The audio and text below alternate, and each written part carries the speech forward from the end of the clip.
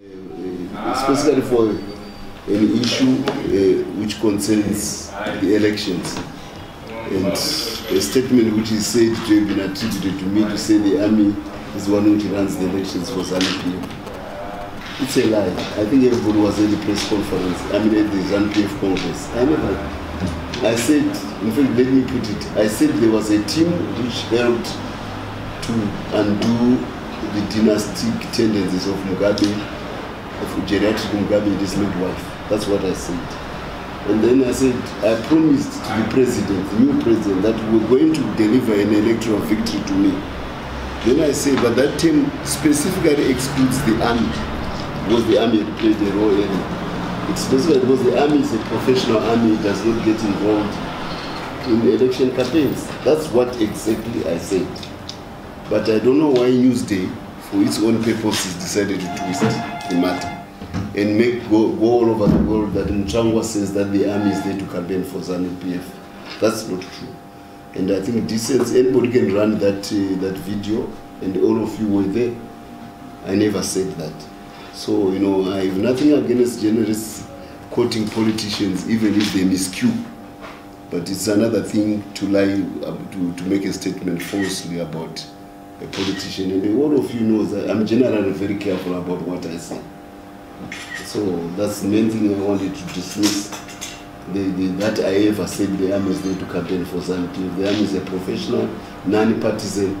And you may recall, actually, when we were planning the big demonstration, we refused to make the demo be identified either as a ZANU-PF or a party project. We said everybody should come without regarding. That's what we say. And we still are reaching out to the broad spectrum of Zimbabweans, regardless of political creed, color, religion, race, gender, or any other affiliation or classification. That's the position of the War Veterans as a chairman, and that is the position which I hold today, even still in my government capacity. So I just want to put it to record straight. The Newsday, either they misheard or they are lying. And it would be decent for the Newsday to own up to say, not to attribute something which I never said. Then associated with it, I am chairman of the War Veterans Association. I believe that we fought for all Zimbabweans to be equal before the law. And when they are equal before the law, it means also opportunities available to them must be equal without fear or favor. To make an issue about 2 or 3 generals who may be cabinet ministers strictly under the constitutional provisions of Zimbabwe, it's not fair. And more so because they are ex-army or they've been seconded from the army. You literally are saying that their political rights should be circumscribed because they used to wear uniform. Now that's introducing an element of discrimination which does not exist in the Zimbabwean constitution. It would be unfair for General S.B. Moyo to be denied the opportunity to serve a government of Zimbabwe simply because he used to wear a uniform. There is no constitutional provision which stops him from that. It would be unfair to say Comrade Dependence should not be allowed to become a Minister of Agriculture because he used to wear a uniform. That's not right. That's not the Zimbabwe we want. There are 5 people who are allowed by the president, and whom the president is allowed. And they are all, even though they were not elected, they are all duly selected according to the Constitution of Zimbabwe. They have as much right as any of you to be in political office.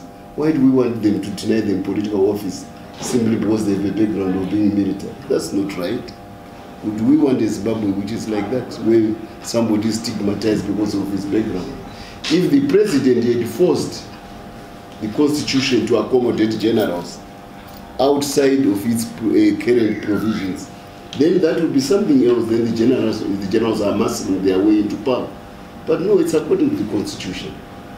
Definitely, I repeat, does the inclusion of General Flynn in the cabinet of Trump make it a military junta? No.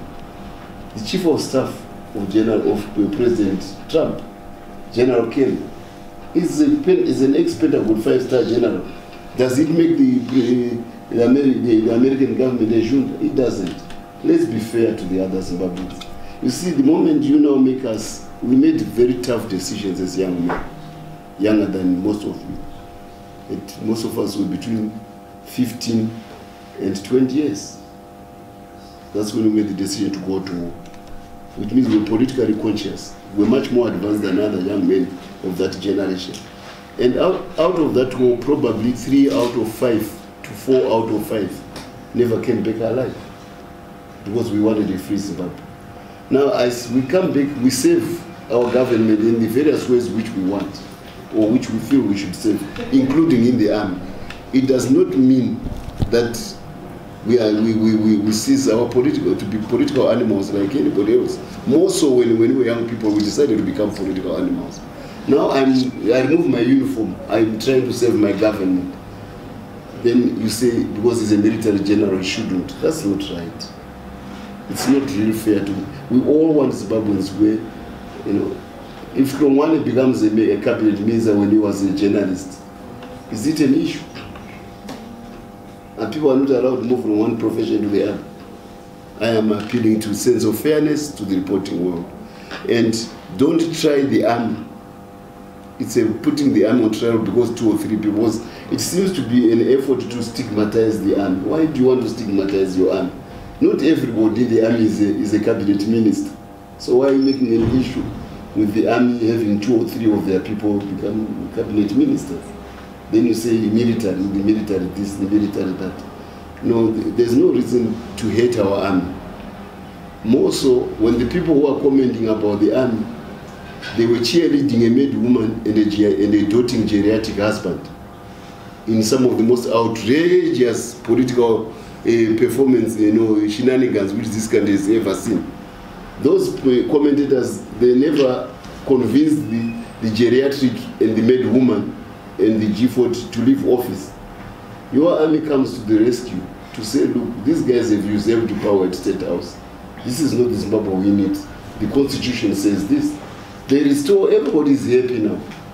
Everybody is happy that, because if we had tried to do it probably at civilian level, this is a matter for law enforcement agencies. And the army had intervened because, the police had failed to do its duty. And because the CIO had failed to do their duty. And the army was forced to, in an invidious position where there could have been an uprising by the people, which then forces the army to intervene in a deteriorating law and order situation. And they do it so judiciously, so clinically, that nobody loses a life. And today, you just hear the announcement, they are all going back to their barracks. Their job is done. The police are being big. Why are we trying to make an issue with our army? I'm appealing to sense of fair play, to sense of patriotism to the journalist community. Please give our army guys in uniform their due. It's not right to single out your army and then to single it out because 1 or 2 generals have been given a job under the constitutional provision of Zimbabwe by the president.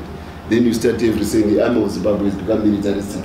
Generals are like this, are like that. Let's just thank them. Rusero, Masunungure, BT, and all this gamut of people who are shouting against the army. They were here when Grace was running amok.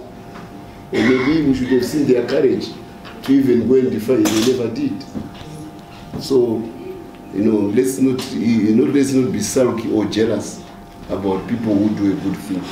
Let's just be thankful to the army that it did it in a judicious, clinical, peaceful, and way which even the world is awed at. And it has restored the constitution, your constitutional rights. Everybody in Zimbabwe is happy with their army. Why are we making an issue about them?